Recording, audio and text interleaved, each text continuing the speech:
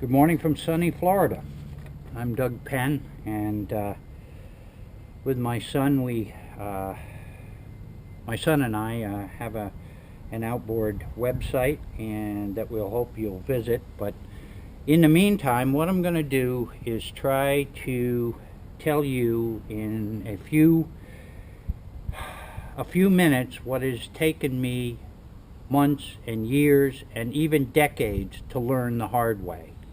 And what we're going to do is to try to briefly tell you how to prepare a motor for the parts from a motor for selling on eBay. And so we've selected this nice little 1947 Ranger, which is not a hugely popular motor, but certainly a motor that has a lot of parts that it shares with earlier motors that are much more desirable. So this is a motor that we're going to sell for parts, and we're going to sell it for parts for one thing because it's a common motor, and because this particular example has a tank that's so badly dented. Let's see if I can show you the tank over here. This tank renders an otherwise nice little motor almost unrestorable because the effort and the time to repair this would exceed the value and desirability of the motor. So we're going to assume that you're not going to be able to do anything with the tank. So now it's a parts motor. And what you need to know is that they're like any outboard motor. So a lot of what I'm going to say applies to, well, it applies to all outboard motors, but in general, what we deal mostly with is pre-60 and largely pre-50 antique outboard motors. This happens to be a 47 version, but as I said before, this motor has parts on it, desirable parts that go back to the and fits many motors from the 1930s. So again, we're gonna go inside and we're gonna take this motor apart, and we're gonna show you how to best utilize your time and effort to get the most money out of a motor when you sell it for parts on eBay. And that's basically what we're here for. So just bear with us a minute and we'll be right back. Rather than bore you watching us take this motor apart, which we just did, and now we have all the parts out, and we've divided them into A, B, C, and D parts. The A parts are the good ones. If they're in good condition, they should sell on eBay, hopefully right away. The B parts are the parts that will, that we think will sell eventually, but maybe not right away. Hard to tell. There is a market for some of these things, but it just takes a while for folks to find them.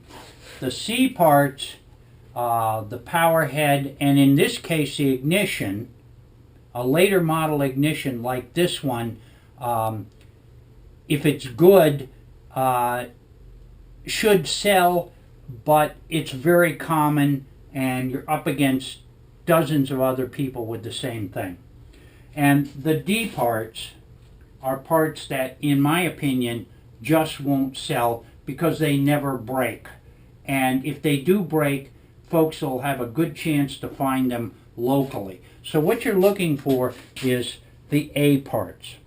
And on this particular Ranger motor, we have the tiller handle with an original grip and the tiller bracket. Bracket is important. So that you would list as one assembly. If you don't have this, you probably don't want to list just the handle, the tiller with the grip. But if you include the tiller bracket, then it becomes saleable. The propeller. Good propellers, not terribly expensive, but they are in demand. They fit the Scouts, the Pals, the Rangers, maybe something else. Always include the prop nut and the shear pin, maybe even the cotter pin. In our particular engine, there was no shear pin, there was no prop nut, so just the propeller. Probably the most saleable is this gear case with a good skeg. If your skeg is broken or there's something else damaged, broken out, don't even bother.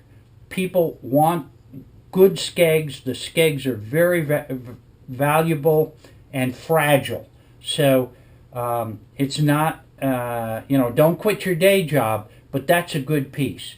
Also, the drive shaft and the double water pump assembly very seldom, if ever, goes bad. So in the interest of keeping the shipping down, you probably don't want to include this. It just slips out. But as long as you have the gears and you have the good housing, that's what folks want. You can always offer to send this with the assembly if they pay the extra freight. Because if you include it, all of a sudden we've got a bigger size and we've got, I don't know how much more it weighs. But anyway, that offer to include it if they pay the additional freight. And lastly, in the A parts, we have the starter rewind assembly. Now, it's got to work. It's nice if it has the original insert and a usable knob. Again, it's got to work. These ears cannot be broken off. And what you want to do is to either include or sell separately this ratchet and pawl assembly. I don't know if you can see that real well, but it's got to have all the little springs and it's got to work. You can include it with the starter and you've got a complete assembly that somebody can just plug and play, put right on their motor. Always, always, always, if you have them, include the special screws. With any of these parts, include the screws, any special hardware, even if the hardware isn't special. Give people the benefit of the doubt and give them the hardware with it. It just makes your listing stand out against other people's listings that don't include the hardware. With the B parts on this particular motor, we have a decent set of side covers. And the thing you want to look for on the side covers is to make sure that you include the screws, the special mounting screws if you have them, and you can't have these wings broken off. Those holes are supposed to be there, but very often these wings get broken off or somebody cuts them off. Not a good idea to list them if they're less than perfect. These are pretty common, but still, somebody will buy them somewhere down the road. The carburetor, always include the mounting parts, the special screws, the gasket. In our case, because the tank is no good, we're going to include the petcock and the fuel line and the little starter knob with the choke assembly, which is this thing here. The more you make it easy for people to put the part on their engine, the more attractive it'll be on your eBay listing. So again, these would be B parts. They're parts that should sell within 90 days. At that point, you can decide what you want to do, whether you want to continue to list them or whether you want to change the format or reduce the price or whatever you think should happen to a part that hasn't sold in 90 days. Our particular operating plan is that if it hasn't sold in 90 days, we either reduce the price drastically, and then if it doesn't sell shortly after that, we take it off. The D parts, which would be the gas tank, which is beyond repair, otherwise it would be pretty good. You don't want to get involved shipping gas tanks if you can avoid it. Just a word of caution, because the post office considers them hazardous material. And anything that smells like gasoline, boy, you could have a real problem. So it's got to go be marked as hazardous material. You don't even want to look into what it would take to get a hazardous permit to ship something like this. So forget about it. The D parts include the exhaust housing and downpipe. On our engine, you can see that this was broken out and badly dented. Don't even bother with it. But if you have one, this came from another motor, slightly different, but it has a nice tube. There's one small ding here in it.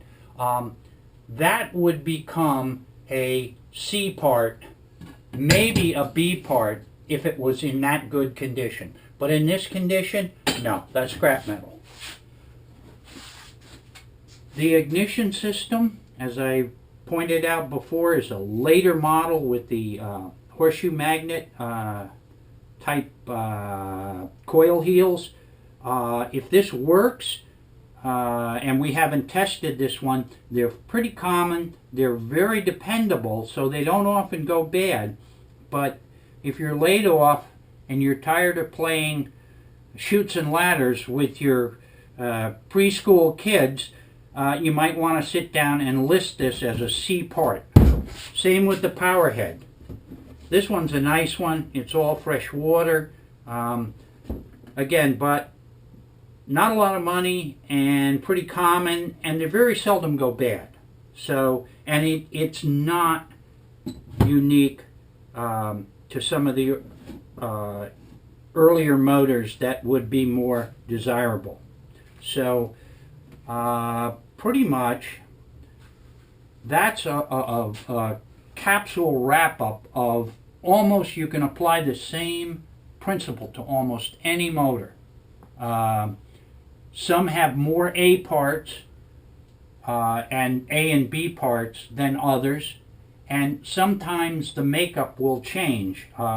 If this was like a pal, a mate or a cub, and you had this piece and this piece, you're talking about some pretty desirable parts. But this won't fit a mate or a cub. So the point I'm trying to make here is that the circumstances change with the model. That's what takes years and years of just dealing with these parts to know which models have which parts that are A's, B's, and C's. So visit us